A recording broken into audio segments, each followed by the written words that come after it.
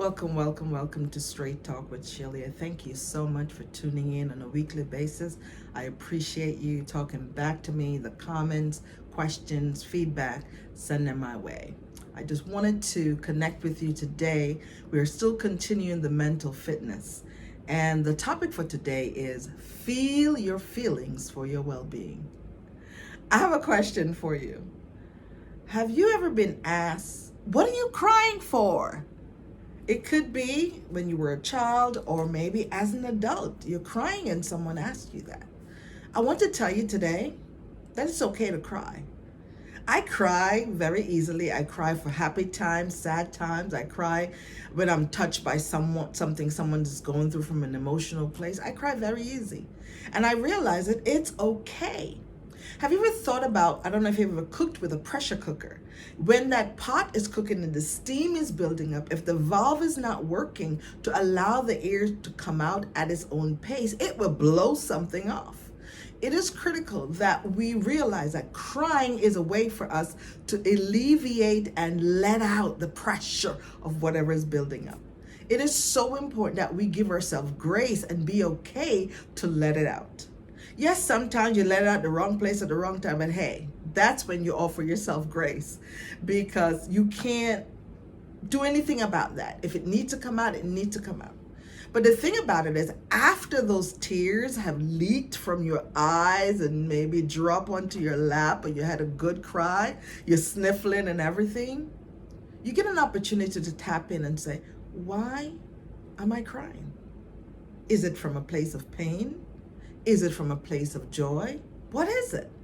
And crying allow you to tap into what you need to change, maybe what you need to just sit in the moment and just bask in the presence of what's good, because it's joy. It's joyful. You're feeling joy in that moment. And so that's what I want you to focus on. There's 3 points that I want to talk about today. And the first one is owning your feelings. And if you have to cry, go ahead, my sister, and let it out. Go ahead, my brother, and let it out. But at the end of it, understand why you're crying and take the lessons away from that experience. The next one is, what are you feeling? Identify what you're feeling.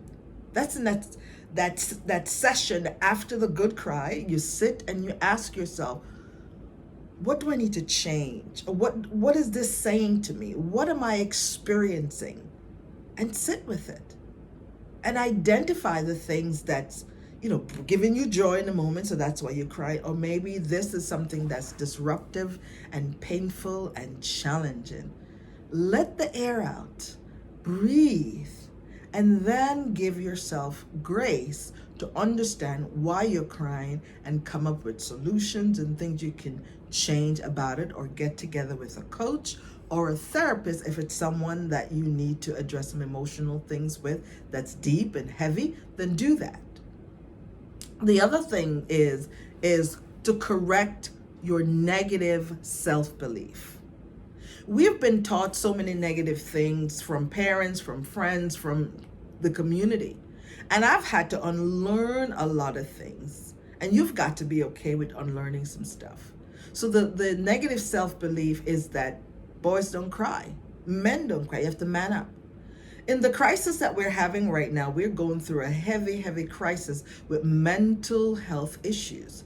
And a lot of men are committing suicide, and a lot of men are feeling overwhelmed and they don't have a place to let it out, to address it, to understand it. And I'm so happy to see so many men that are leaning towards therapy. Yes, my Black men are going to therapy, and I'm so happy for you.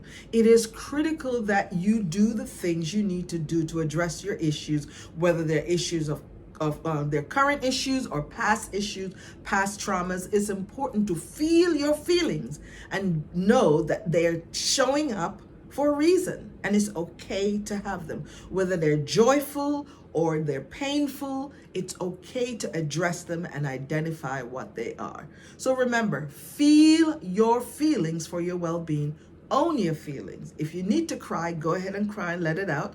But then understand why you're crying. What's at the root of it? If it's joy, go for it. If it's sadness, if it's something from trauma, get the help you need to address it.